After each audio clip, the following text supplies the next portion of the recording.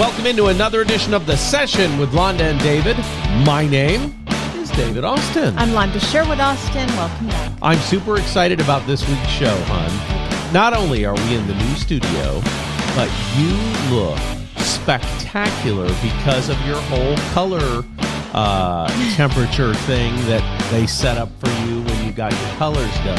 Yeah. You are wearing something that goes in a wine glass, and you look beautiful as a result. Thank you very much. I think that color is really, really cool.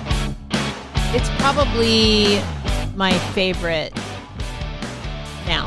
Okay. Now that I know it's like my color or whatever. I don't know. I don't And know. I call that color burgundy. Is that what it is? I don't know. People call it wine, burgundy, Yeah. Merlot. I used to have a pair of burgundy wing-tipped shoes, and I loved them. They were exactly that color. Well, there you go. I used to wear them when I worked at Chess King selling men's clothing. All right. Okay, it's summer. We're in the second half of the year, and we're flying through. We're having a super, super busy last couple of weeks, and we haven't really had any time off. So what do we need to talk about? I've had very little time to think about what would be fun to discuss on the show just because we've been so busy. And let me tell you what I mean about busy. We've got 5 listings live right now. 6. A sixth one just went on. That's right. Well, no, that's not count. We'll have a 7th one on Monday. Yeah. Well, That'll go on live one Sunday. of them closes, so we'll still have Right. 6. But There you yeah. go. That's crazy. Well, everything's come in clusters. Right. Right. And so it's been wild. And I have to say, like, if you haven't gotten a birthday card from us or your happy house anniversary card in the last couple of months, I apologize. It's in the mail. We're as just they flying. say. It's just been a little bit crazy, and I've been, a little overwhelmed with some things. So Okay. I've had a couple when it of rains, it pours. That's exactly right. And I can tell you why that is. It's about level of activity. If you are thinking you're not busy and you want to get busy and you start doing things to get busy, you're going to have a huge spike in your production. Right. And then what most salespeople do once they have that huge spike is they stop doing the things that make them productive and manage the actual files that are going. So then they have a huge valley. So they have a huge spike and a huge valley, and that's typical of the sales process. Yeah. People get so scared, they start doing a ton of activity to go get in new business. They get in a ton of new business, and then they stop trying to attract new business to maintain the business. It shifts. I don't know that they stop purposefully. Well, But your it focus is not purposeful, but it is actual. Your focus is shifted. Right. Depending on how the structure of what you do, right? I think I said to you yesterday, like, I don't have an employee, so I'm here at my desk all day. Right. And so, it's me. It's the the one-man band. Right. I've got the cymbals and the drum and the guitar on my back. You know what I mean? Sure. And spinning all the plates all at the same time. You're a tiny troubadour is what you are. You're going from town to town by yourself and playing all the instruments. Man, oh man, and people would say, well, you need to outsource or whatever. I really don't need to. I'm not that busy. But it's having your systems in place, but if you haven't been that busy, you kind of forget your systems, and it's all those things. So. Sure, but this is an old study, so forgive me if the statistics are different. The average loan officer, as of about 8 years ago, that's old, spends 4 minutes a day on green time, which is prospecting, money-making activity.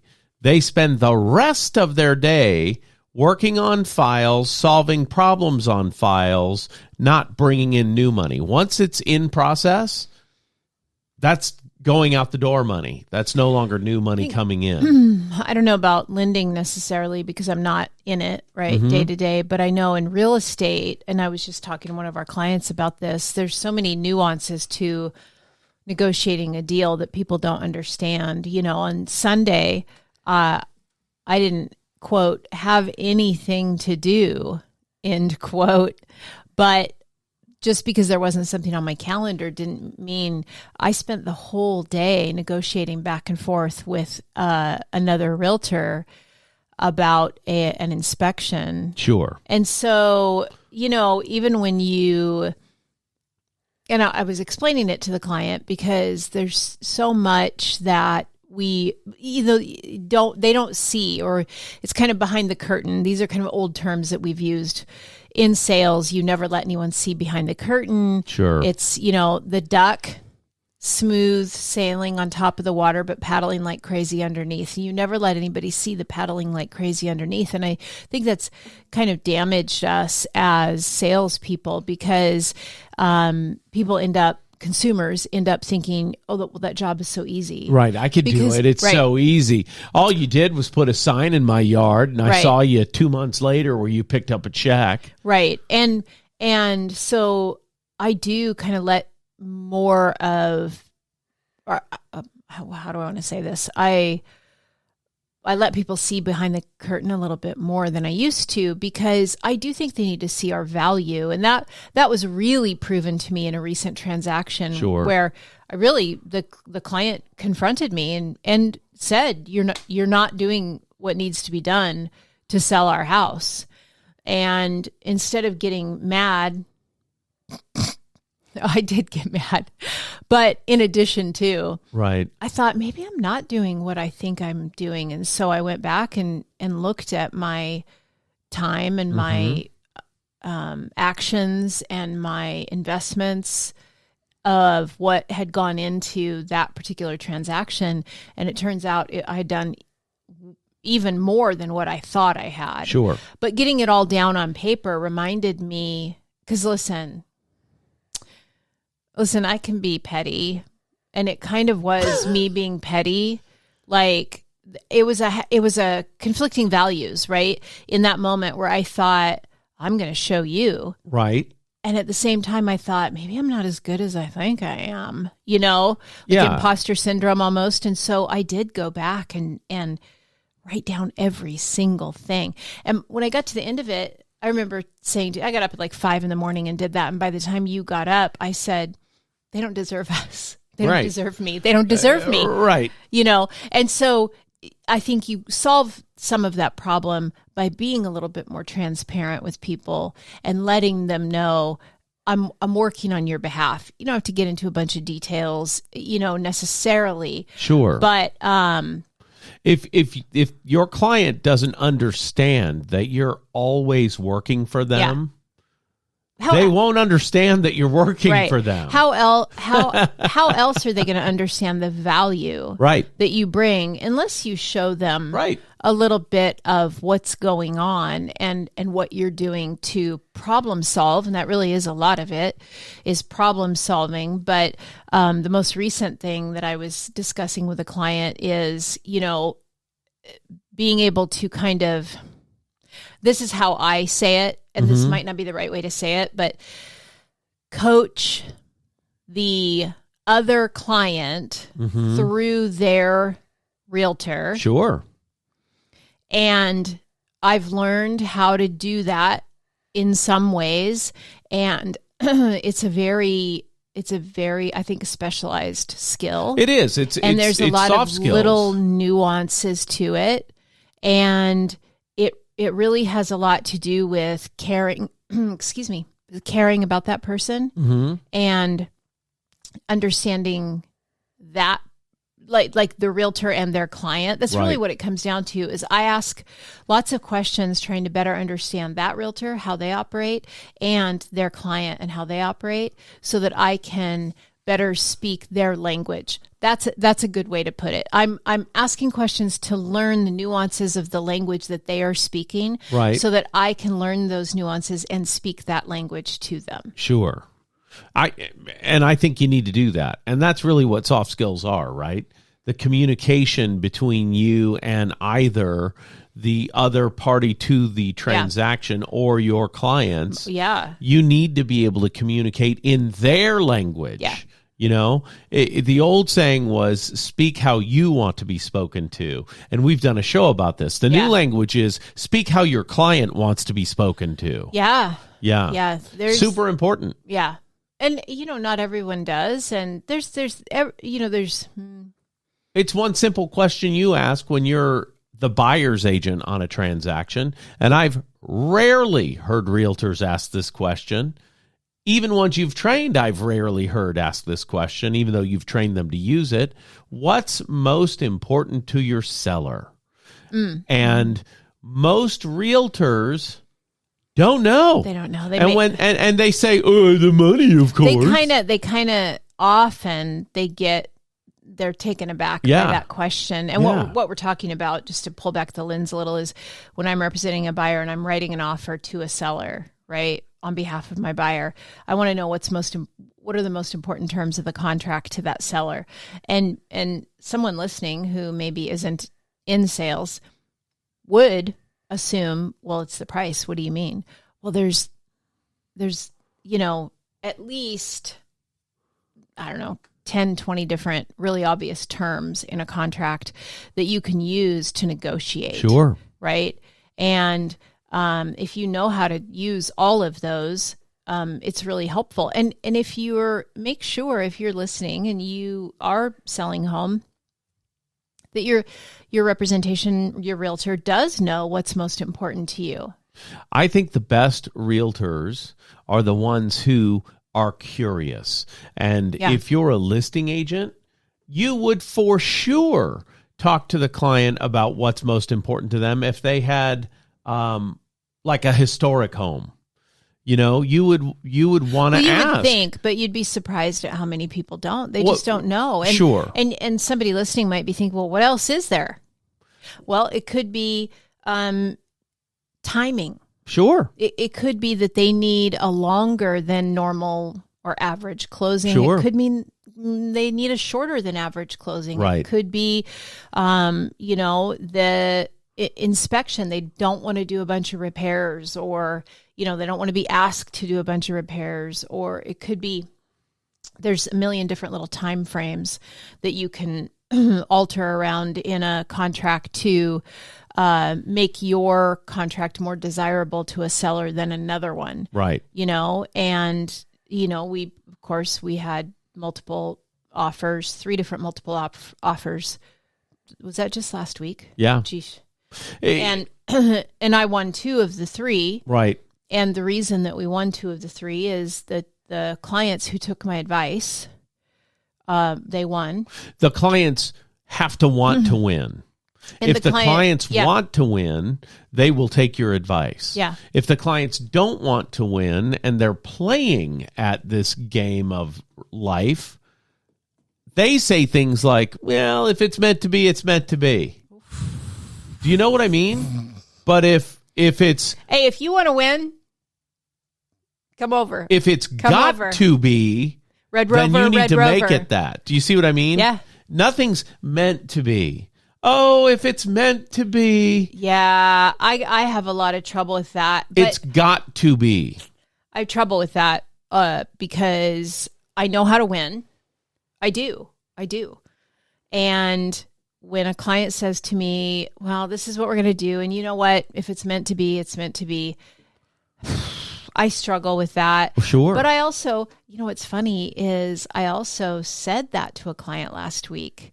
That we did win, but they were getting really, really nervous. Right. And I said, you guys, this is when you just have to say, if it's meant to be, it's meant to be. That's right.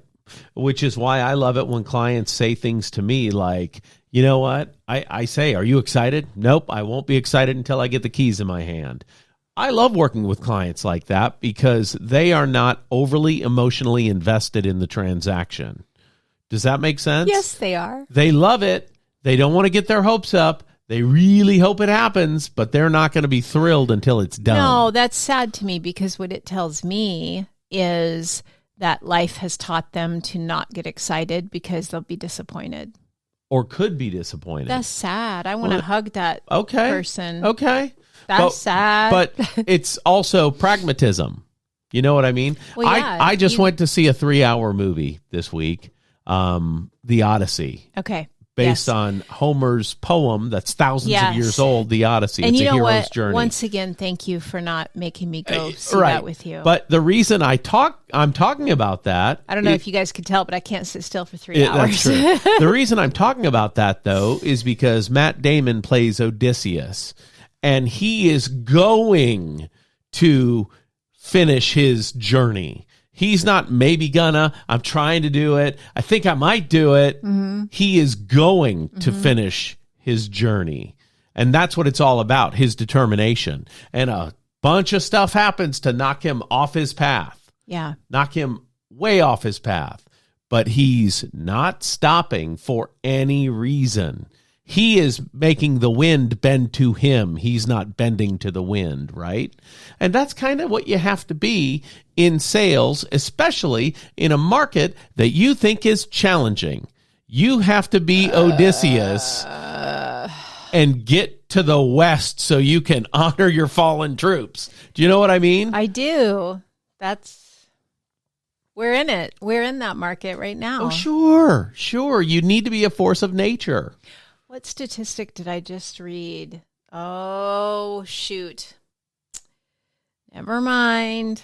If you have 3 hours to invest in your sophomore year English history class, you should go see The Odyssey. It got a 97 on Rotten Tomatoes and a 98 from its fan score. It is a really well-done movie that is not in stilted English to make it seem pretentious. I gotcha. So I really enjoyed it because of that. That's good. Yeah. Really, really fun. Really, really fun. And really good lessons for anyone who's going through something hard. What's your takeaway then from that? Oh, you got to be a force of nature. You got to keep going. And I did not know about Zeus's law, that you need to treat people the way you want to be treated. That is said over and over and over and over and over again in that movie. I live my life that way, but I didn't ever key in on that when reading those stories. Do you know what I mean? Yeah. The stuff that was important to me was the magic and mysticism of the story. That's what was important to young David Austin. What was important to grown up old guy David Austin is if I am away from you, I'm going to find a way back. Do you know what I mean? So, and is away from you actually away from yourself? No, you. Away from you. And finding it's a way love back story. To yourself? Maybe, but it's a love story. That's ultimately what it is. It's both. Sure. Yes. You need to find yourself to find, you got the glow. It's inside of you. Yeah. All of that, we're kind of poking fun at it a little bit, but damn, I need to hear that sometimes. Sure. That's why we love movies like, Eddie the Eagle. Right. And, anything like that, like the underdog story and the comeback story, and that we all love that. And I feel like I need to see some of that right now. But, man, this life can be really topsy-turvy and upside down. And it is hard to stay on the path sometimes. And it's hard to, I sometimes find myself kind of fantasizing about throwing it all away and getting in a bus, not a bus. What am I talking about? Like a camper, an RV? A camper. Yeah. You own the RV already. Yeah. Camper van is the term I was trying to think of. Just pack it in and get in a camper van and just go. That's weird, right? Oh, well, I don't think it's weird, but you have things here that you look forward to. No, I know. And the grass is greener where you water it, right? I saw something today that said, listen, my grass is green. Sure. Because I take care of it, and I hope your grass is green too. And I hope you take care of it. And it was just kind of this whole thing about like, I'm taking care of my stuff that's mine. I hope you are too. Right. I'm not worried about your grass. I'm taking care of my grass. Oh, okay. I see what you're saying. Yeah.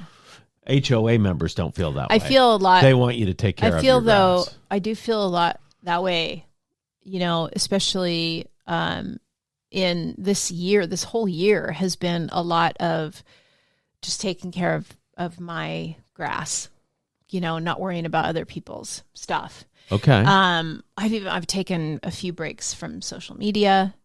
Have you? Yeah. Oh. Yeah. From posting and looking at social media where a lot of realtors are. Mm-hmm. Because there's platforms where my algorithm shows me a lot of realtors, and then there are platforms where it doesn't. I see. And so because I've, curated those to do that. Yeah. And so I've taken breaks from a couple of them a few times this year, just to kind of clear my head and not be worried about other people's grass. I see. You're not wanting to see other people's online successes and judge yourself as a result. Yeah. Yeah. I do it to keep from comparing.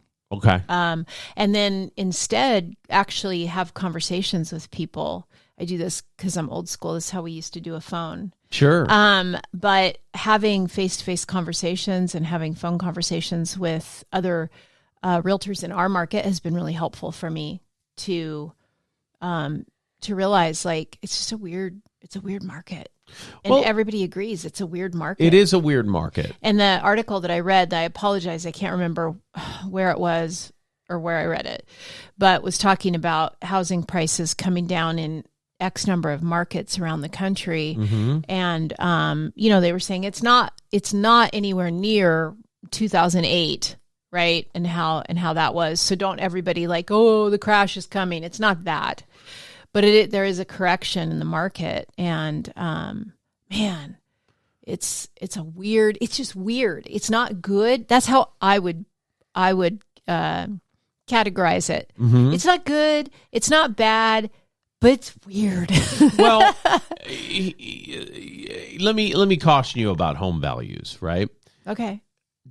During the last administration, over the course of the Biden presidency, inflation rose at about 9% on average over the course of that 4 years, 9%. Okay. House values went up even faster than that. Sure. Right? Okay. People are upset about this current administration because while we're not having 9% inflation, we are certainly also not having 9% deflation. Mm-hmm. So we're not getting back to where we were. We had a great consumer price index report that came out last week where inflation is slightly down.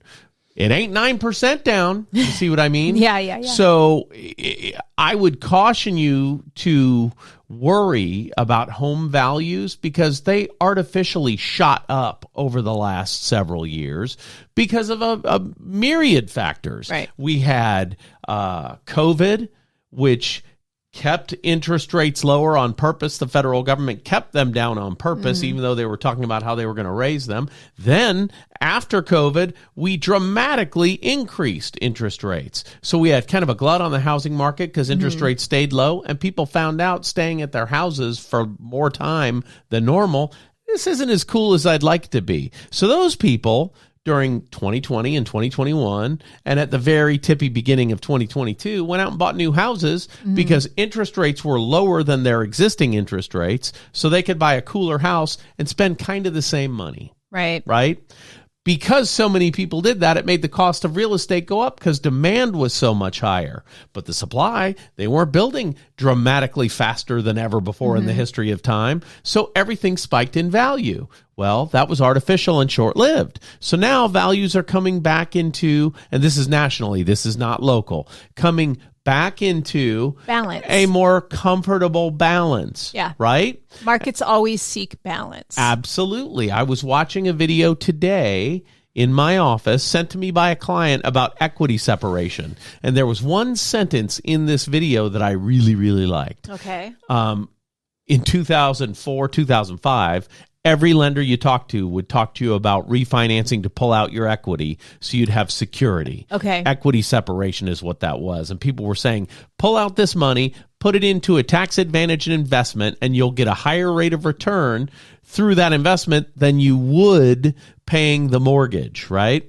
Okay. So you can pay a higher mortgage, but you're making more money on the rate of return than you're spending on the mortgage. That's positive cash flow, right? That's called arbitrage. Yes. So anyway, that was something we all talked about before 2007, 2008, when the bottom kind of fell out of the market because of the subprime loans and all the stuff that was going on at the Federal Trade Commission with rules on and of course, delinquent debt. A lot of today's buyers that are in the market don't even know what you're talking about. Well, right. Yeah. Right. But I haven't heard anybody talking about equity separation for almost 18 years because we all learned that lesson the hard way. Yeah. Right? Well, what this guy said when he was talking about equity separation is, no, I like to keep my equity separated from my home because if something happens to me, and dramatically, foreclosures are caused dramatically higher by short-term disability than anything else, like 68% are from disability. People cannot work, so they cannot pay their mortgage. Now they have a foreclosure. 68% is what he said. I don't know if that number's true. I haven't checked it out, but that's what he said, right? But if you've got $200,000 in a tax-advantaged investment, like, say, an insurance investment that you can pull money out of, if you become disabled, you no longer have to worry about not being able to pay your mortgage payment because you've got all this money over here that you can tap into to pay your payment. But if you've got that money tied up in your mortgage and you can't pay your payment, that equity then goes to the mortgage company when they foreclose on you. So I thought that was really interesting. And I don't know why I brought that up just now. I don't remember where I was going when that started, but I thought that was a super interesting video. I wish I remembered where it started because then I could all bring it home in a point, but I don't remember. Oh. Do you remember where it started, where I started talking about equity separation, how that came up? I don't. It just happened moments ago. I'm a regular talker on the show, not a regular listener to the show. Somebody is listening right now and they're going, David, it was this. It was this. And they're frustrated. About this, and I will get 16 messages about what I was talking about and how I lost my train of thought. I don't know. I think it's andropause. I think that's what it is. Don't get me started. I had to go through a contract today. That is, the initial contract's 24 pages long. And then there are 3 pages of addenda. And then there's been 2 counter offers that are 3 pages each. Okay. So if you're keeping track, we're at about 35 pages. And I have to read every word of it. Because I believe in representing my client well. Crazy me. Yeah. And so I'm in preparation for a meeting that I have tomorrow. And we've been negotiating this property for it's just over a year. But now we're down to like the very small nuances of things. The brass tacks. Yeah. And I did that just before this. So don't count on my brain for anything. Yeah, I don't remember where I was going with that. I used up all my brain power before we hit play. Oh, here's where I was going. Whoa! It just hit me. Okay. If there's depreciation in the market, but you've already separated your equity from the house, you didn't lose it. But if you have an appraisal that says your house is worth $500,000, but you don't do anything with that, and then 6 months later it's worth $450,000, you just lost $50,000. It's gone. You never had it, but it's gone. But if when you had the high appraisal, you pulled that money out, it wouldn't be gone at all. Oh, I see. You've got the money. I see. It's tangible. I see. Anyway, that's what made me think about that. But I don't recommend as a lender, as your lender buddy, licensed mortgage lender David Austin, I don't recommend equity separation unless you have a plan with your financial planner to have that money make money for you. Right. And I'm not going to tell you should pull money out to invest because I don't have a plan for you to invest in. I gotcha. Do you see what I mean? Yeah. But I do think that was an interesting thing he said. If the market starts to go the wrong way, but you've already separated your equity from the property, you didn't lose it. You've got it. Gotcha. You lose it if it was only on paper and never in your bank account. I gotcha. I thought that was interesting. So anyway, yeah, the market's just kind of correcting right now, I think. And it all came full circle while you were talking. Well done. I don't know how that happened. That was crazy. Well, I don't know, but you got there, and that was awesome. It was like I had a seizure, and then it came out later. No, it's not like you had a seizure, but what happened to you just now happens to me like 100 times a day. Yeah. It's very frustrating, but we're getting through. Well, and activity makes your brain work better, so I'm glad I'm pretty active. So my brain's not deteriorating as fast as it could. Mm-hmm. There you have it, and there it is. There you have it, and there it is. All right. So next week, let's have one topic that we want to bring into next week so that we know ahead of time what we're going to talk about. Is there something on your mind that you'd like to touch on next week? You know what I'd like to do is I'd like to have one of our listeners send us a topic that they'd like to hear more about, or a couple of topics. I love that. I think that would be fun. You can message Londa at SherwoodAustin.com. That's Londa at SherwoodAustin.com, or David at SherwoodAustin.com. You can call, just Google our names. My phone number's everywhere. I got a text message the other day that said, "Is this the right number for Londa?" I never responded. I knew it had to be a fake thing. And then they sent me a couple question marks after, and I looked up the phone number. It's nobody. That's hilarious. I mean, it was some kind of scam thing. My number's everywhere. For Londa, Joanne, Sherwood Austin, I'm David Austin, and this has been The Session with Londa and David. We'll see you next